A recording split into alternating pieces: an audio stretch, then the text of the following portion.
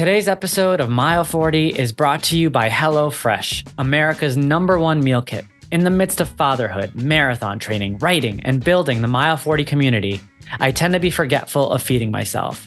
And that's why I lean on HelloFresh. Whether your resolution is to save money, eat better, or stress less, HelloFresh is there to help you do all three.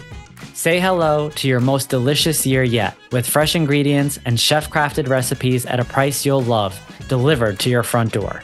This time of year, everyone's looking to revamp their eating habits. Look to HelloFresh's wholesome, health-forward options like over 30 calorie-smart and protein-smart recipes each week. They say breakfast is the most important meal of the day, and HelloFresh agrees. In fact, they're giving all subscribers free breakfast for life. That means you'll enjoy a totally free breakfast item with every single HelloFresh delivery. Now that's worth waking up for. Go to HelloFresh.com/mile40podfree and use code mile40podfree for free breakfast for life. One breakfast item per box while subscription is active. Once again, that's free breakfast at HelloFresh.com/mile40podfree with code mile40podfree.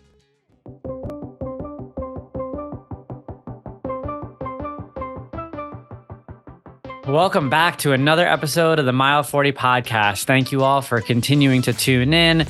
Just a quick note, if you check out the show notes, I do have a discount code for Audacious. Check it out. It is for the Mile 40 community. I want to thank you all for continuing to support the book launch. Next, if you haven't already, be sure to hit subscribe, follow, whether you're listening on Apple Podcasts, Spotify, wherever it may be. Today's guest is Anthony Crouchelli. I'm very excited for today's guest.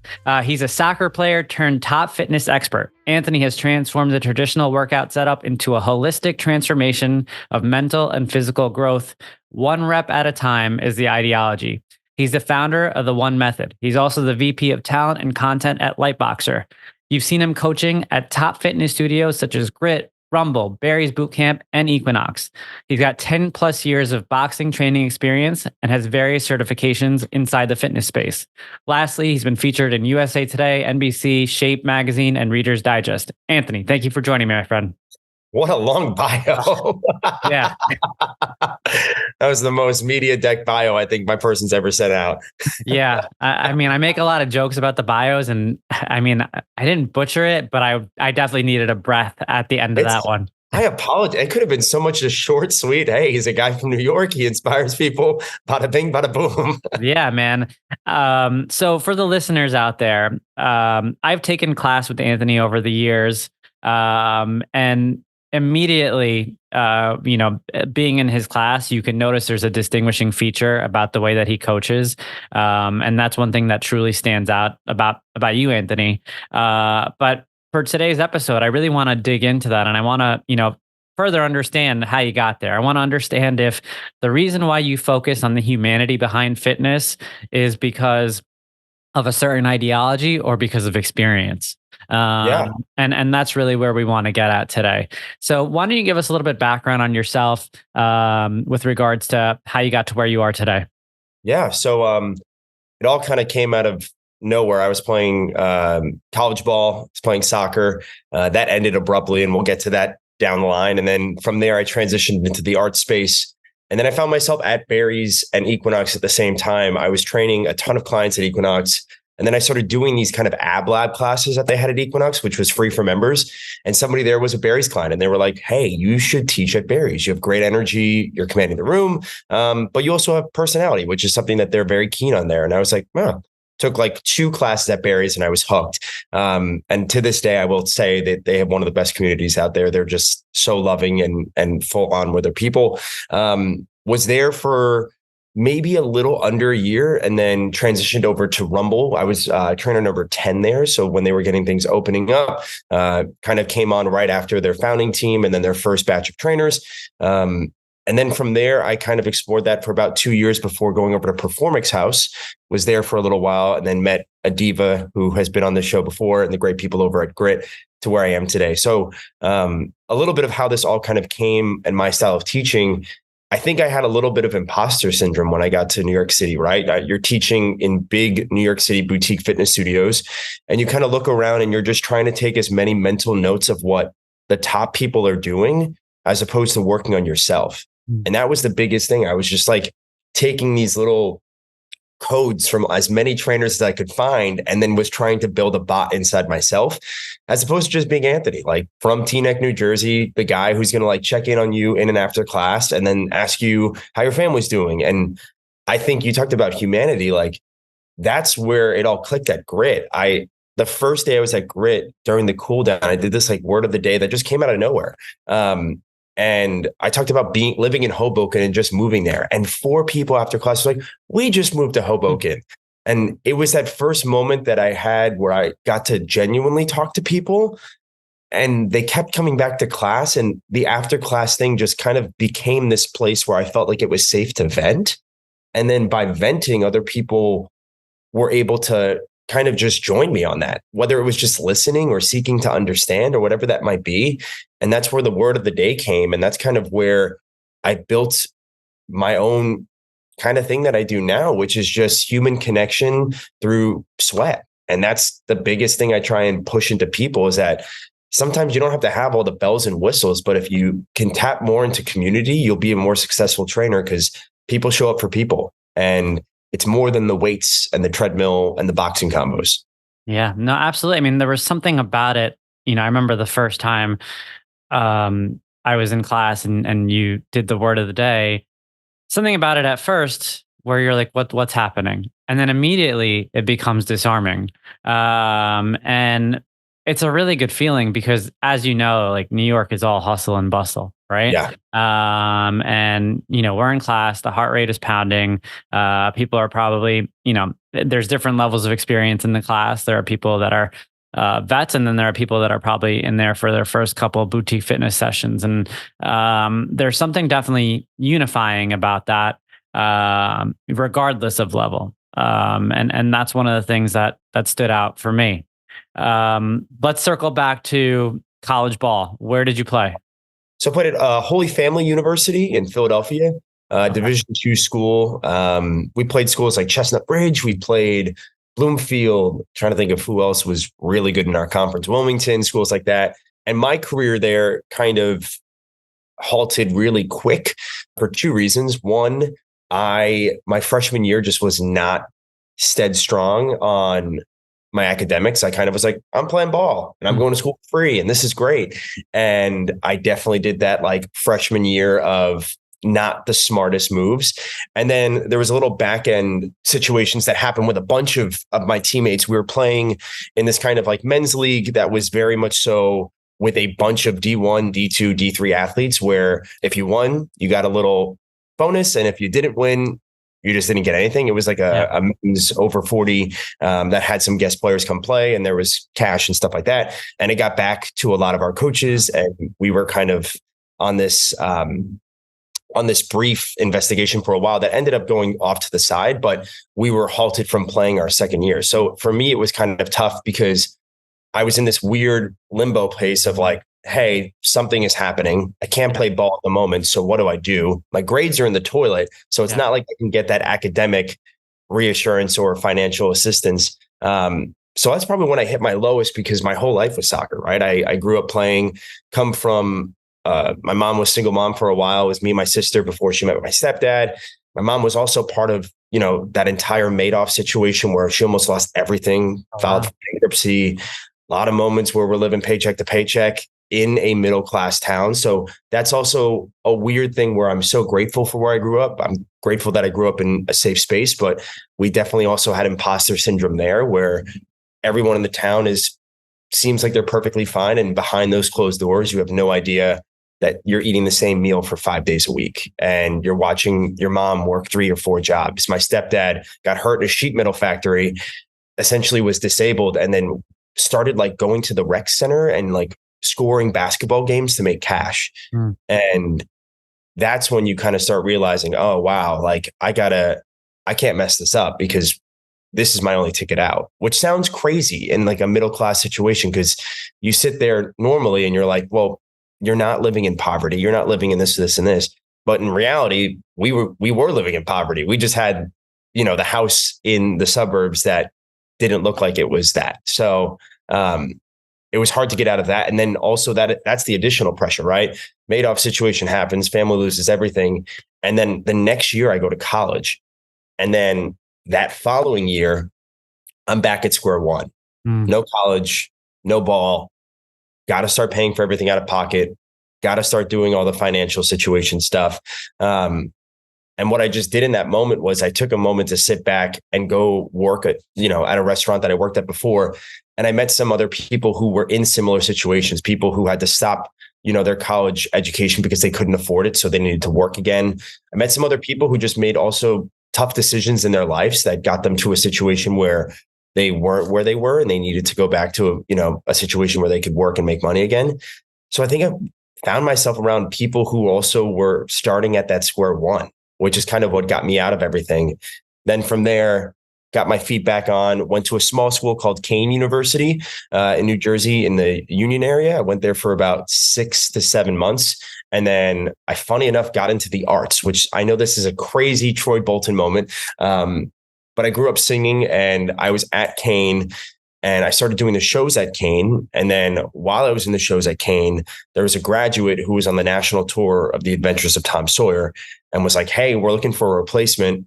Is there anyone at Kane that wants to submit for this? I submitted. Then I went to the audition in New York, went to the callback, and then I booked the job and I dropped out of school on Thanksgiving, which sounds crazy. You're probably like, what the heck is this guy's life? Keep going. I'm not stopping you. Keep going. But in that moment, the beauty was I went on tour. It was a non-union tour, very much so pack and go, not one of those glorious Broadway tours. But I got to work with people, funny enough, who went to some of the top musical theater programs in the country. And they still were in this tour with me, who was kind of lost and trying the arts for the first time. And I met some of my closest friends on that tour who I still talk to today. And they encouraged me to start pursuing this more. So I went to a thing called Unifieds in New York City and I auditioned for about 20 programs, got into a lot, thank goodness, and decided on Montclair State. And I went there for 2 years. Great program. Right after school, I worked consistently and in parallel.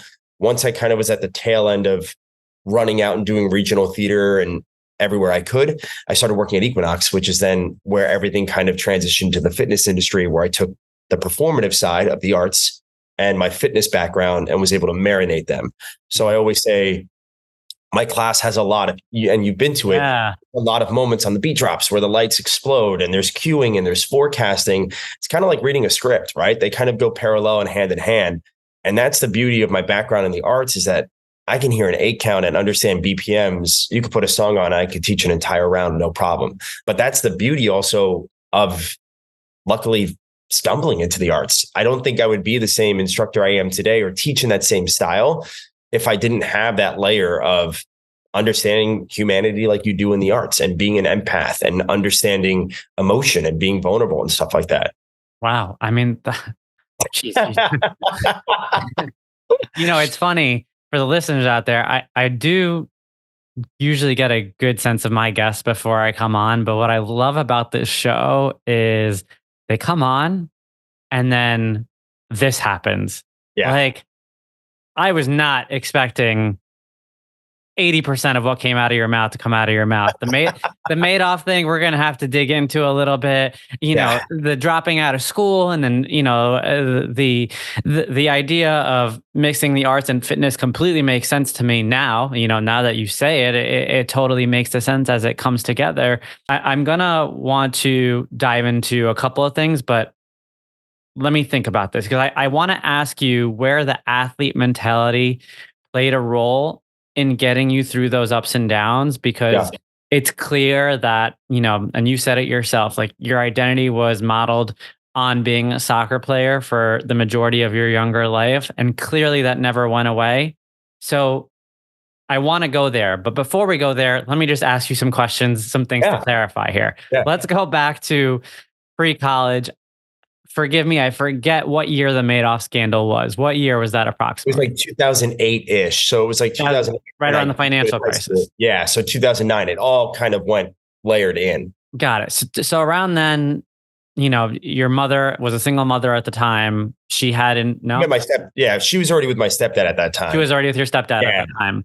And they both made the decision to invest with Madoff at that time, or was this? It was all my mom's. So it was I think my mom's 401k, my mom's all that kind of stuff. It was through the company my mom's an accountant. So whatever. It was through the company. Yeah. So everyone got wrecked. Now, my stepdad worked in a sheet metal factory, very much so blue collar guy.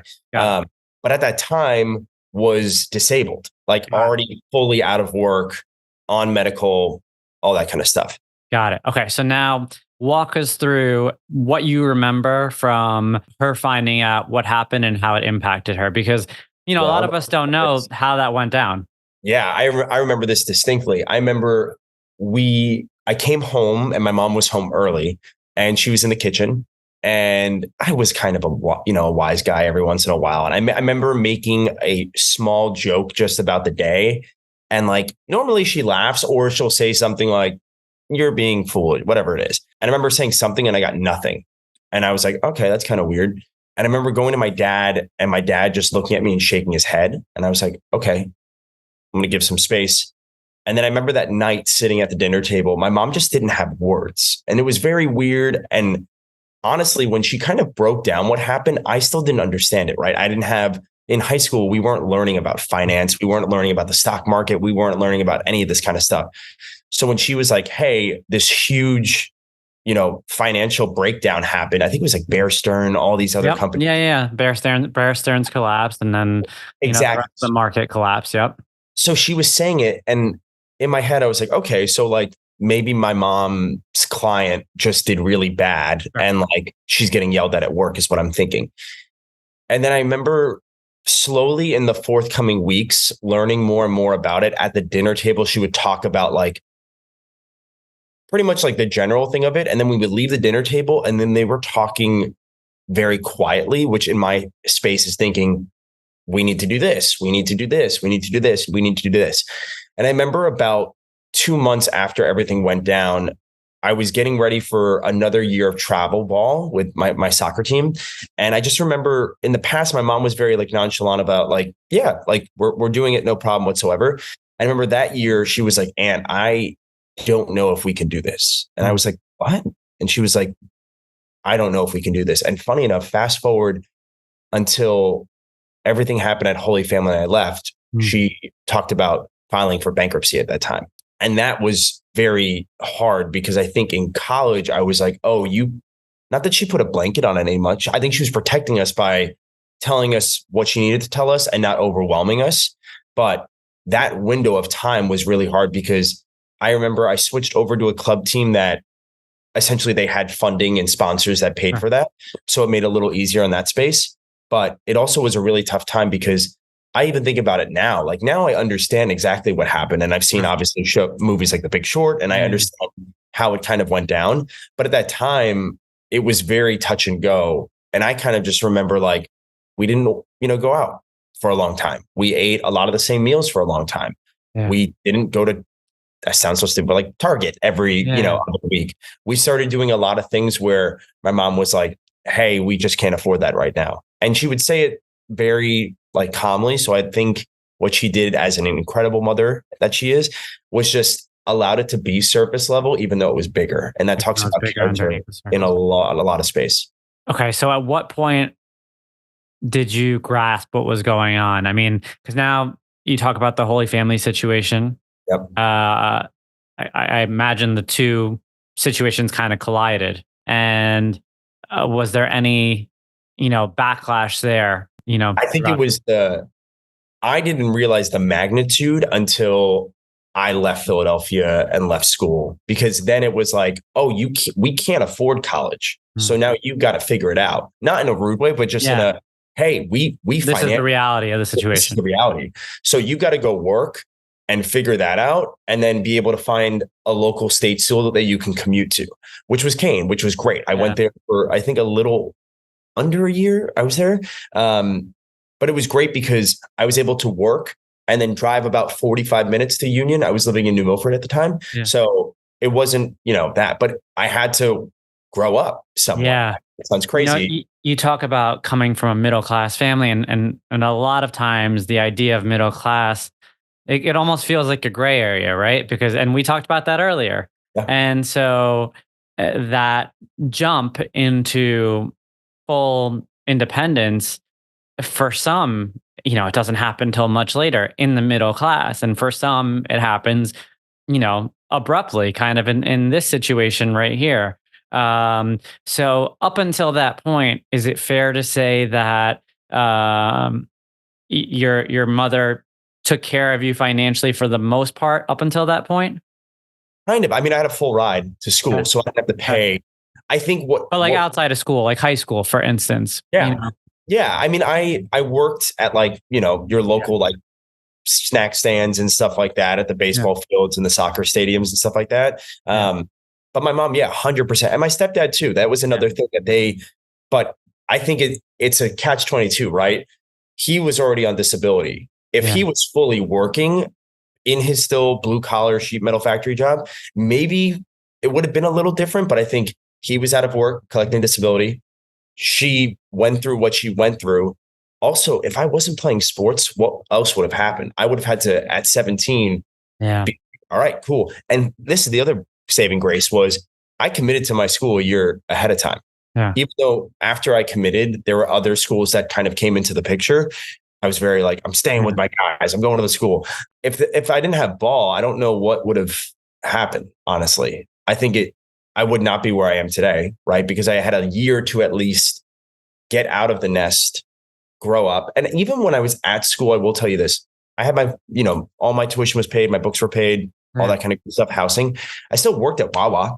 I Yeah. still did that because I wasn't at that time getting any money from mom to be able to go out, right? My mom was very keen on like work study, do that.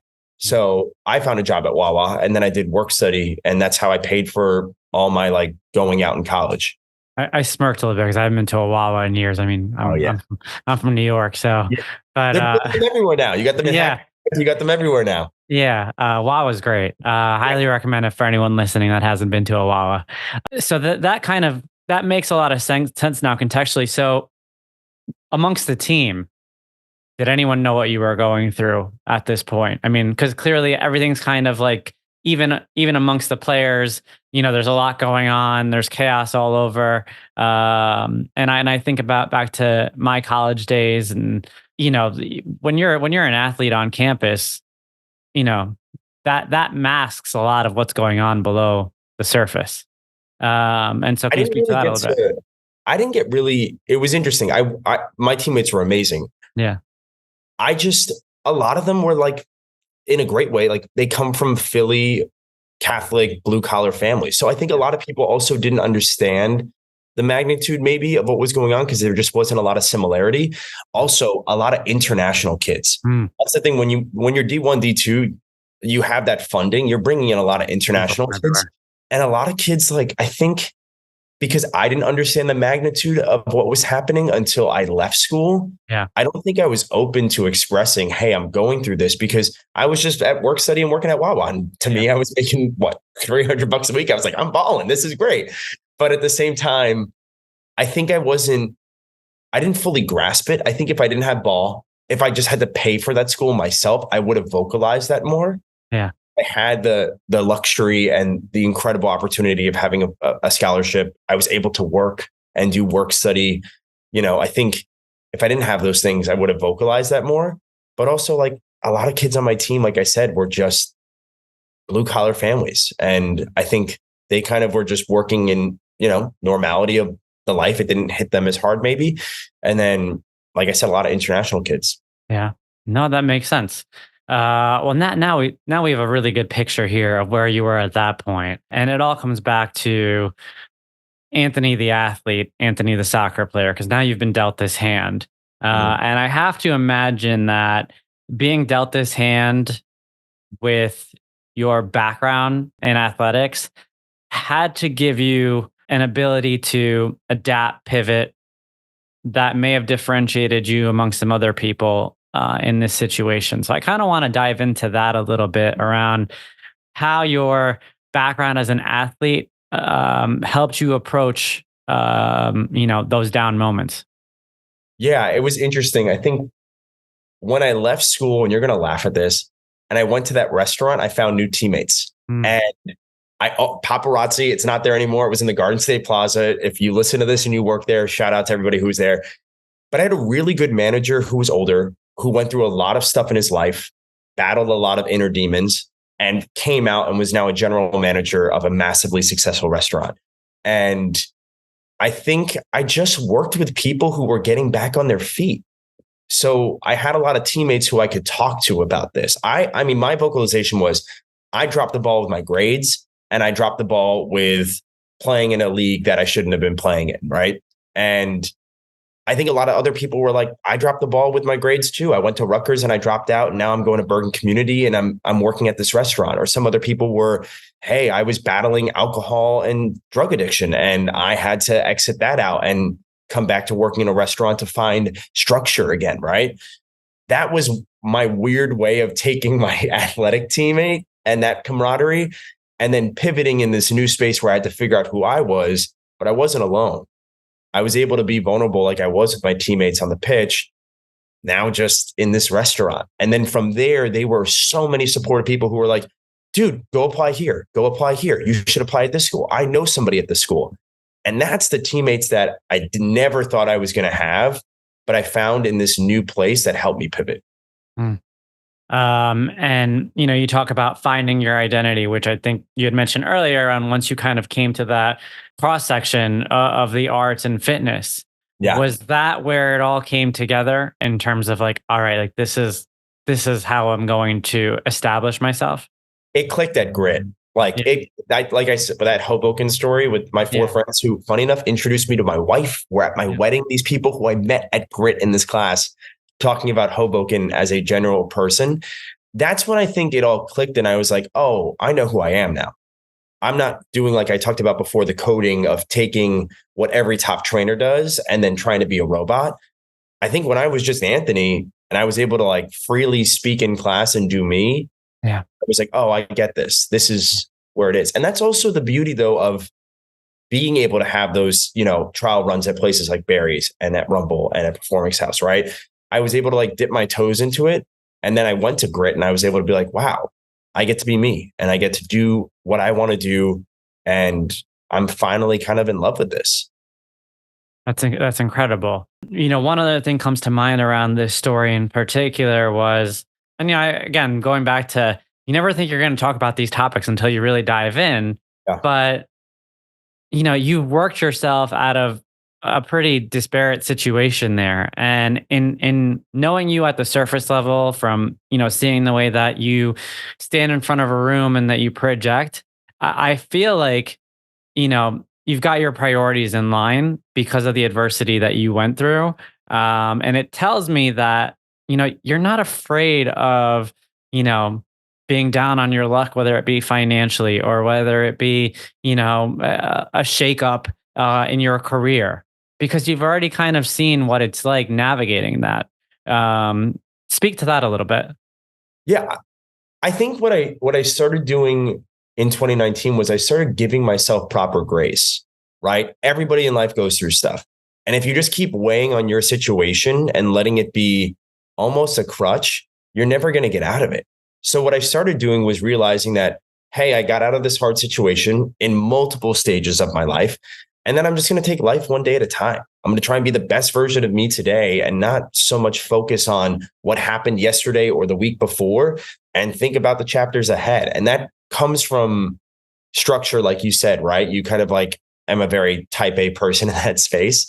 But I also think it just comes from giving yourself a little grace on the daily to be like, hey, if I stumble today, I trust in myself that I can pick myself up and that I don't got to be perfect. I just got to be present on the day to day. Let's say the Holy Family situation never happened and you were going to school, you were going to play soccer. You said that your academics weren't really up to par. Did you envision that you would be doing what you're doing at any point when you were younger? Or did this all kind of happen naturally and you embrace it along the way? Like, did you think you were going to go to college, play soccer, graduate, get a career, make money, maybe live in the city, and, carry on from there. I mean, I definitely don't think the musical theater part in there. Yeah.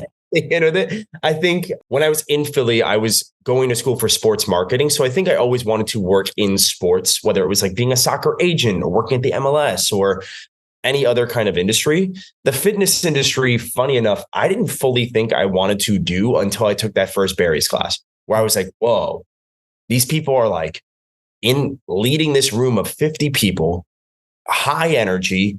A lot of people, and you know this in New York, are incredible athletes. Like just people who work a normal 9 to 5 are nuts. And I was so addicted to that energy where like you would leave a Barry's class and you'd see like 15 people on a treadmill sprinting at a 15. And you're like, I need to be around this. I'm addicted to this. So I think growing up, I knew that I wanted to be around that kind of energy.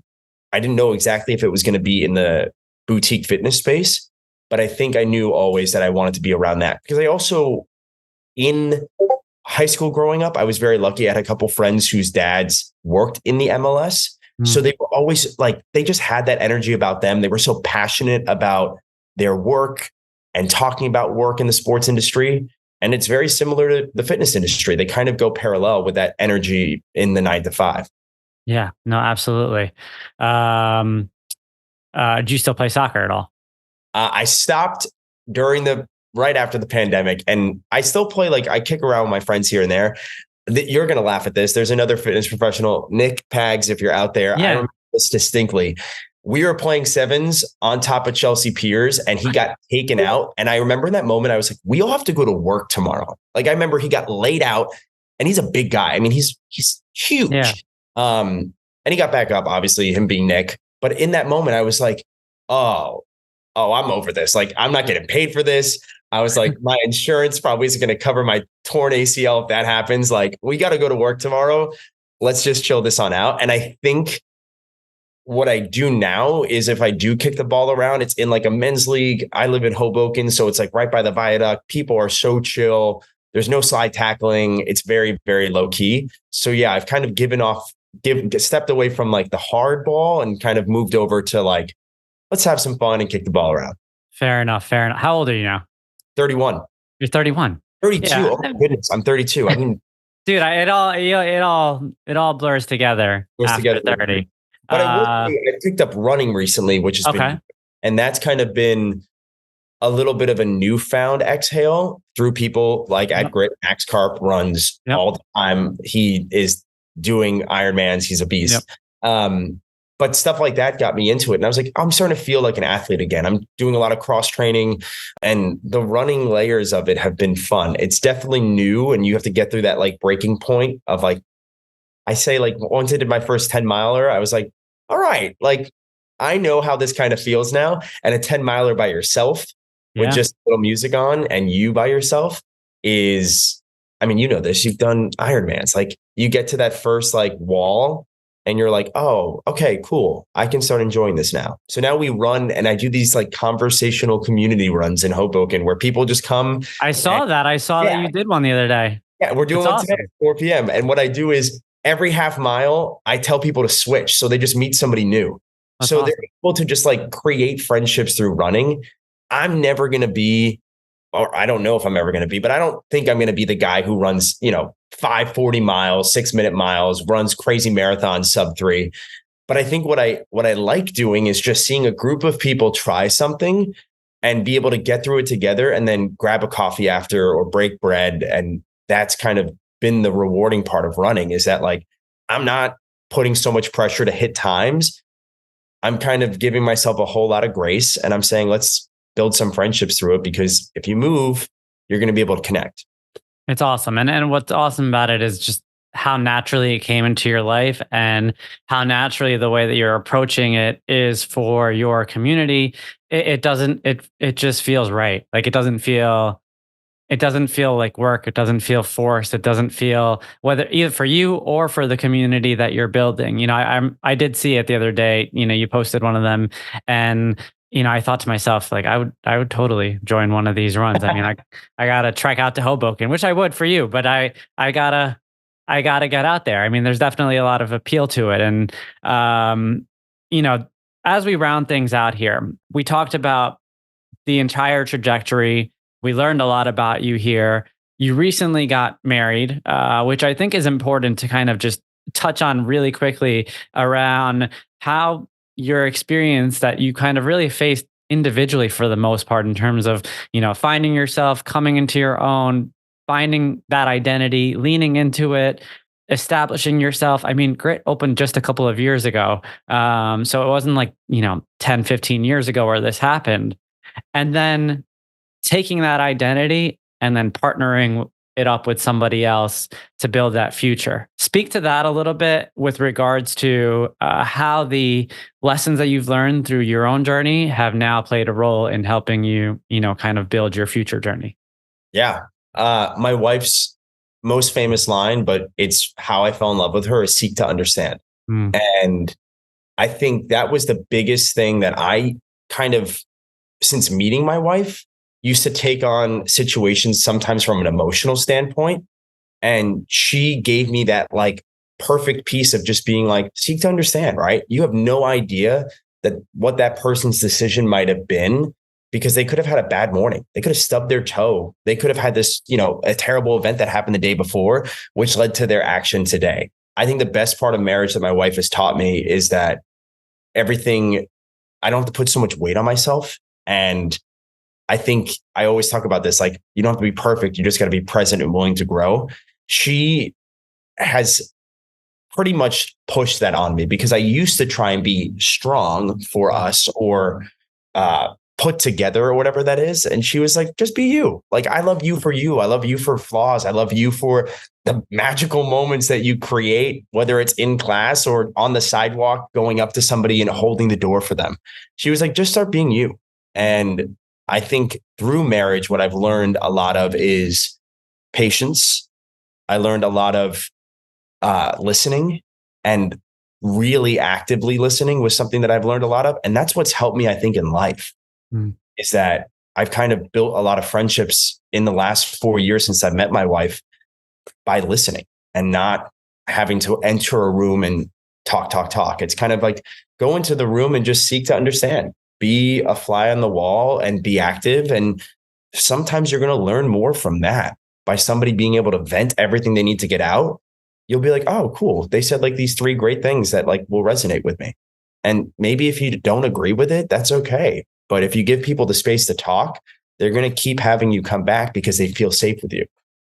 I love that. I love that for so many reasons. And it couldn't fall more in line with what Mile 40 is all about. I mean, again, for all the listeners out there, a big premise of this show and where the heart of this show really lies is getting into and understanding what is beneath the surface of all these phenomenal guests. And today, I feel like we did that with you, Anthony. I felt like, again, we understood where that segment at the end of class where you take us to reflect on ourselves came from. It's not, some sort of marketing play to get us to kind of think, oh, Anthony does this weird thing at the end of class, and this is why you should take his class.